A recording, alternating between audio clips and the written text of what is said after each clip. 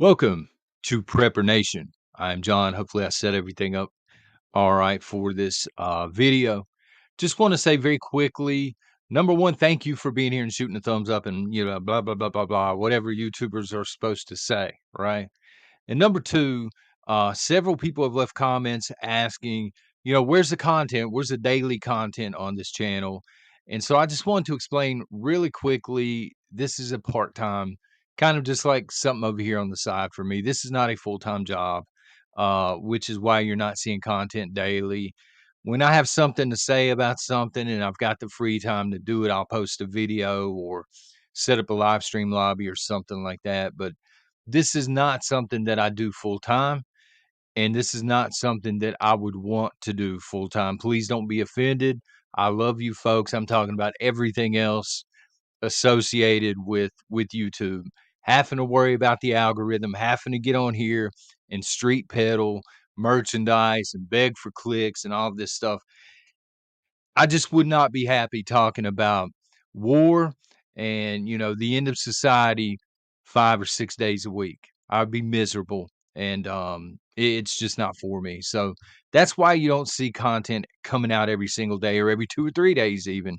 Um, I'm not in timeout. Everything's good on my end. Number one, I just have to make money like everybody else. And number two, this is just not something that I aspire to do full time. So, anyway, let's get into the topic this morning. It's called Wake Up Call. Saw this and I said, well, we got to talk about it for a few different reasons. Okay. And again, I got a little bit of free time recording this earlier morning. You'll see it around lunchtime or so, probably. So, wake up call. The spending bill has passed the House officially. House Speaker Johnson. A lot of people upset that have been keeping up with that, including myself, because this thing passed without the SAVE Act attached to it. And for those that are not familiar again with the SAVE Act, maybe you missed one of the videos last week or something. The SAVE Act would have implemented through law that all 50 states must ID people when they are coming in to vote. Again, what a concept. You would think this was already the case, right? You go into many stores and you get ID'd for things. But when it comes to a national election, some states just don't want to ID people. I don't know what it is. So, um, when I saw this and I saw there's no SAVE Act attached, again, I was upset like everybody else, but I started to understand, we never had a real chance at a clean election come November time. The more I thought about it, the more I started to wonder, has the United States ever had a clean and clear election? You know, I know lobbying is terrible. Forgive me, I don't know when it started, but I know it's been going on for a very, very long time. And I know the story of how it started. I just don't remember the year right offhand, but it's been a long time. And lobbying and special interest groups and dark money exchanging hands. I mean, the SAVE Act really never had a chance. I was sitting back, I was hoping this would pass. To me, it is common sense. The people that were against the SAVE Act, the people that voted against it, again, 4 Democrats actually voted for it, but you had over a dozen Republicans, rhinos, that voted against it. And their reasoning was people aren't voting without IDs anyway. Therefore, we don't need this law in the books. And that's not true. There have been instances, as many of you know, in several states where they will receive ballots by mail and they'll continue to receive multiple ballots, things of this nature. I mean, you again, common sense would dictate that with 20 plus million illegals in this country, you should probably ask for ID when it comes to election time. But again, I don't think the bill ever actually had a chance. And this should be a wake-up call for Trump supporters. That's why I'm calling the video wake-up call for every Trump supporter, because some of you are realistic. Some of you support Trump, and I'm going to vote for him, but you understand if he were to get into office, what that's going to look like for Donald Trump. Many people, I still think, don't understand what that's going to look like for Donald Trump. I don't know if Trump himself understands what an uphill battle he's going to face if he gets back into the White House. Look at everything around him that is compromised. Again, we were just talking about the House of Representatives, which, the name itself is kind of an oxymoron. We have no representation. We have none.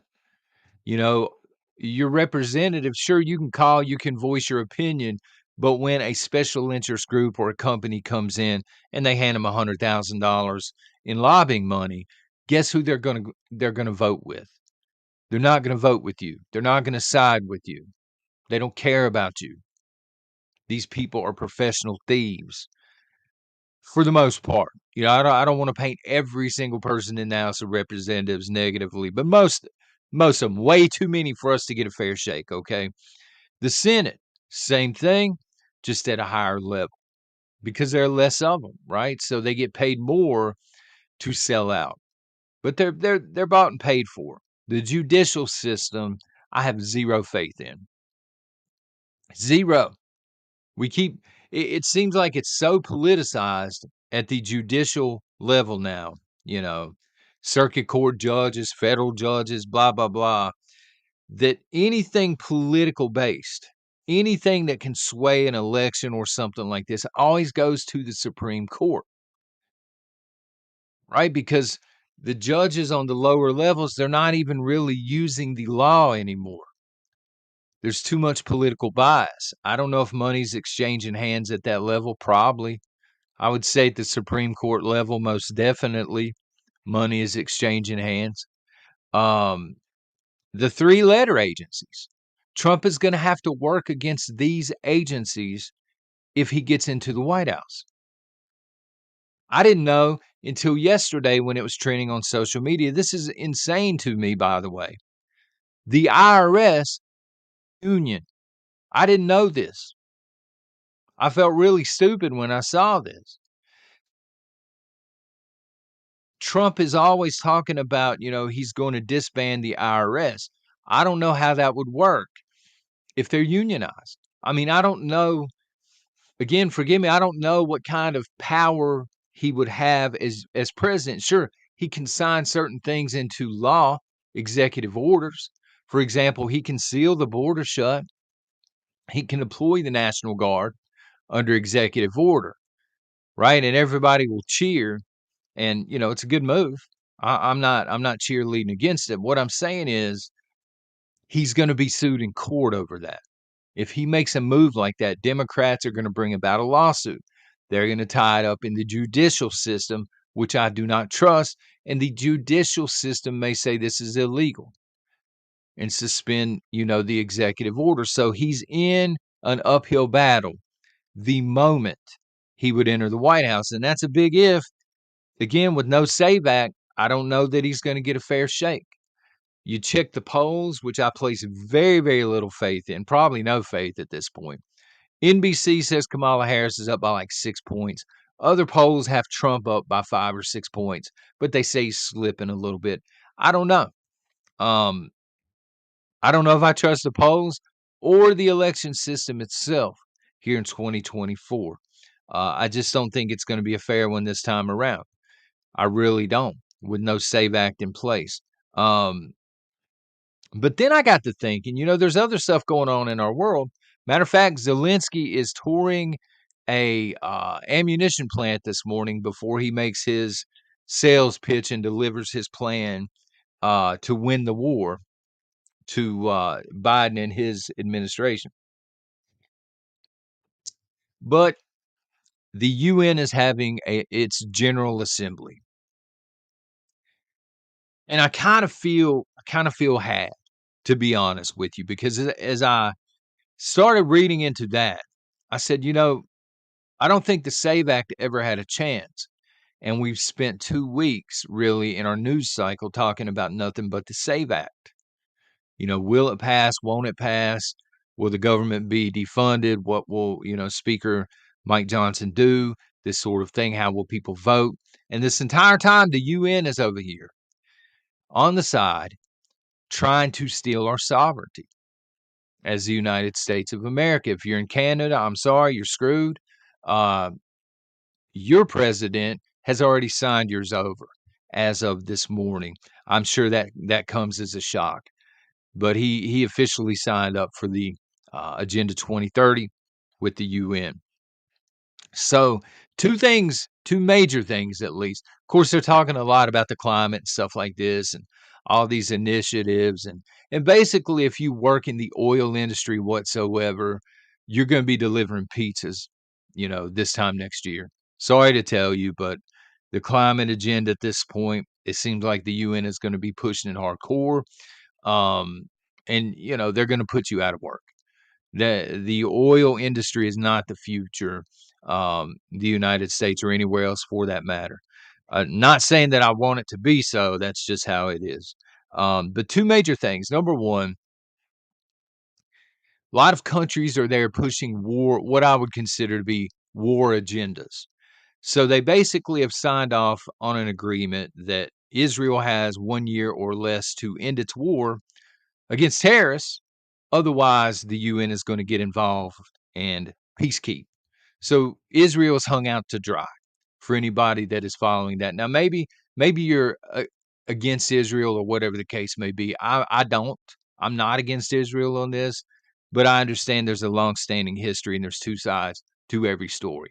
Okay, but what I'm saying is a country has a right to defend itself, and it is a sad, sad day when the UN, unelected people that just happen to be very rich globalists, step in and begin to tell countries what they can do and what they can't do. And again, the UN is responsible for more wars since the closing of World War II than anybody else. Just saying, they're peacekeepers, but all they do is create war and get involved with wars and nation build over on the side because there's a lot of money in war and nation building. The second thing, the thing that you should be really concerned about is the UN Charter, okay? Um, there's a UN Charter that they're trying to vote in. Somehow, again, vote in. The United Nations is not a country. Its leaders are not elected by people. You know what I mean? Okay, so for example, the United States. I would argue we don't really have representation here. We just talked about it a minute ago. The system is totally compromised. There's too much money moving around, blah, blah, blah. So if I don't trust my own elected leadership, why then would I trust the elected leadership handing our sovereignty to a group like the UN or the WHO? You can name off a bunch of different, the EU if you're in Europe. Why would I then trust them to escalate it to the next level? Right? So this charter would give it basically gives the UN the ability to come in during a time of pandemic, for example. This is the you guys remember the pandemic treaty that the WHO tried to pass. It did not pass, by the way, that I'm aware of. This is the pandemic treaty 2.0. This is globalists saying, okay, we didn't get our way through the WHO, the World Health Organization.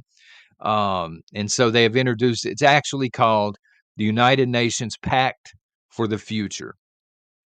And it would give the UN the ability to declare a global state of emergency, again, during a time like the pandemic or something like that, and to deploy as needed without the consent of any government that is a member of the UN.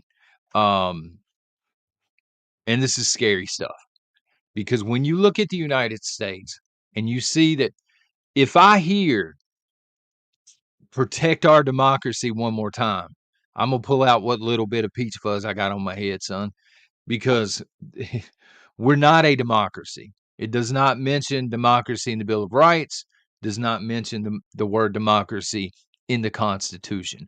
We are a constitutional republic. There is a difference. Okay, democracy is basically mob rule, popular vote. Who won the popular vote, right? The constitutional republic is there because our leaders at the time, that set the nation up, they knew a democracy would not work. They had watched them fail in the past. And so they set it up differently for a reason. But globalists and many Democrats love to use the word democracy, freedom and democracy, this sort of thing. And it's just, it's a lot of nonsense and misdirection. But I digress. Um, the League of Nations, which existed before the United Nations. Here's the thing, it's so easy.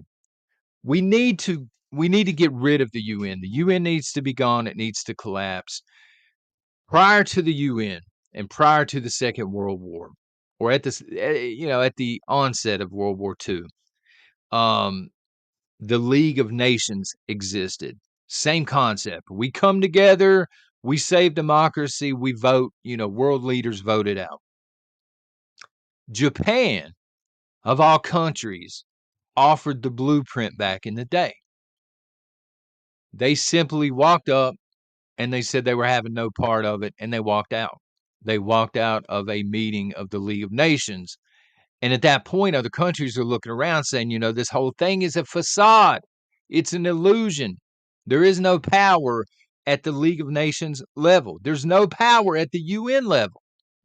If a few countries would just stand up and say, we're not doing this, son, we're out of here, the UN would begin to, I think, crumble. But as an American, I'm speaking to you as an American for a second. Many of you are Americans, according to the analytics, right? We allow what we deserve, don't we? I hear that comment sometimes in the comment section. We allow what we deserve. And as I was sitting here thinking, I think a lot, y'all. I do. Um, but getting back for a second to the SAVE Act and our representatives, a bunch of people again online, and I totally get it. They were calling them rhinos the other day. Who are, we need a list of the people like the Mitt Romneys that sold us out. Mitt Romney was on that list, by the way. But was there ever any doubt? That's the thing. Like, on one hand, we don't have elected representatives, because they've sold out to big corporations and things like this. There was never a chance Mitt Romney was going to vote for the SAVE Act. But on the other hand, he continues to be voted in. His constituents continue to vote him back into office. So even though he's corrupt, the people are still putting him back in office. You could say the same with AOC. She has totally failed her district in New York. She continues to be reelected. So if people are going to continue to reelect political clowns and political sellouts, don't we deserve to be sold out? At some point, don't we deserve it as Americans? Again, in one way, it feels like we have no representation. But on the other hand, it seems like we have the exact representation that we deserve. We continue to allow it to happen. We know, we talked about this a couple of days ago. We know Nancy Pelosi is an inside trader. She's making millions of dollars a day on the stock market. Not every single day, but it comes and goes with her, right? We know. We know she's an inside trader and that she's breaking laws to do this. Yet Nancy Pelosi is still there. We know about the faults of all these congressmen and women, yet we allow them to stay there. and we send them back over and over and over and over and over and over, right? Somebody asked, I think it was last Friday, what my thoughts were, and then I'll close down, what my thoughts were on a convention of states. Okay. In theory, when the convention of states, when the Constitution was being drafted, a convention of states makes sense because a convention of states is the people saying, you know what, we've had enough. You have a convention of states. Every state has one representative that goes that, is elected by the people in the state or sent there by the people in the state. And they can circumvent Congress at this point. They can implement term limits. They can do a lot of things. They can totally change the Constitution. But I'm not a fan of this. And I'm not a fan of this because when it was drafted, back when they were drafting the Constitution, the corruption was not at the level that it is right now. Do we really want to have a convention of states and leave it up to 50 swamp creatures to decide the future of the country, to strip mine the Constitution, to get rid of things like the Second Amendment or the First Amendment? Do we really want to do that? People ask, what are we supposed to do about it? We have a Constitution. It tells you what to do about it. It tells you what to do about it in order to keep your country. What you can do about it legally, according to the Constitution. And at some point, we're either going to have to read it, take it to heart, and actually go through with it, or we're going to have to accept the fact that we deserve whatever we get. These are just my thoughts this morning. Let me know what your thoughts are in the comments. Y'all take care.